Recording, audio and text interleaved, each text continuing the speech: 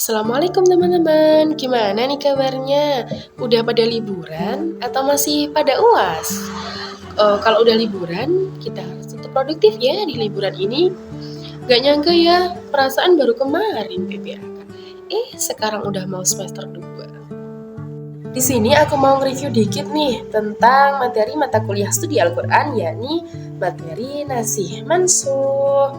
Mungkin dari teman-teman udah banyak yang tahu apa sih sebenarnya Nasih Mansuh itu.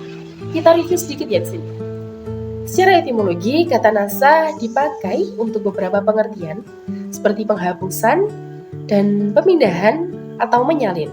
Sedangkan secara etimologis, kata nasah dalam bahasa Arab digunakan kepada bentuk lain di samping masih tetapnya bentuk semula dengan arti al-izalah yang artinya menghilangkan atau meniadakan.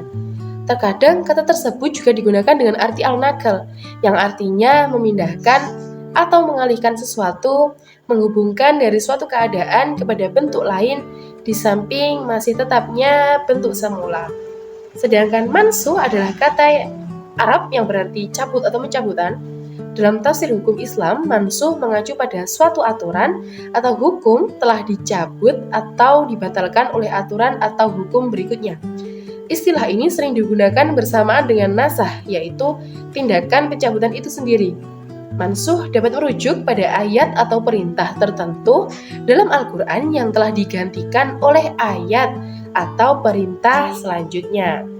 Jadi nasah sama mansuh itu selalu gandeng ya, nggak bisa dipisah. Kalau ada nasah sudah pasti ada mansuh, seperti itu. Untuk selanjutnya, pembahasan mengenai syarat nasih mansuh. Yang pertama, hukum yang dinasah merupakan hukum syariat. Maksud dari ketentuan ini adalah penetapan hukum tersebut melalui nas yang menegaskan dan menetapkan, bukan ditetapkan melalui akal pikiran manusia. Yang kedua, hukum tersebut menerima nasah.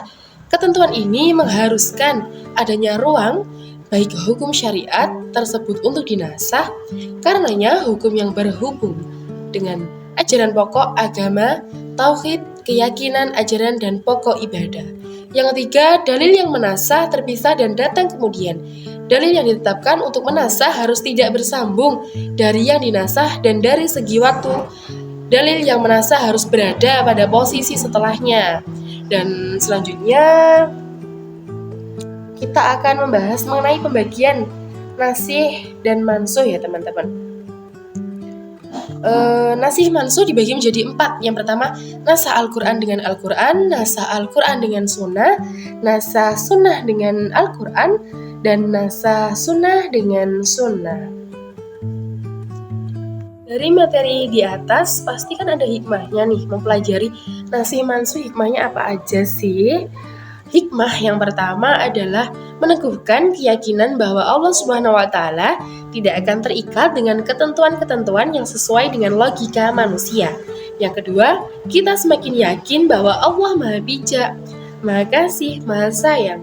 Karena memang pada kenyataannya, hukum-hukum nasih dan mansuh tersebut semuanya untuk kemaslahatan dan kebaikan manusia. Yang ketiga, mengetahui proses tasyri' atau penetapan dan penerapan hukum Islam dan untuk menelusuri tujuan ajaran serta ilatul hukmi atau alasan ditetapkannya suatu hukum. Yang keempat, mengetahui perkembangan tasyri' menuju tingkat sempurna sesuai dengan perkembangan dakwah dan kondisi umat Islam. Yang kelima, cobaan dan ujian bagi seorang mukallaf untuk mengikutinya atau tidak. Seperti itu. Jadi ada beberapa hikmah dari mempelajari nasih dan mansuh tersebut. Hai guys, dikarenakan aku tadi lupa tag video buat closing, jadi aku closingnya pakai video ini aja, terus aku kasih VOD. Terima kasih udah menonton sampai akhir.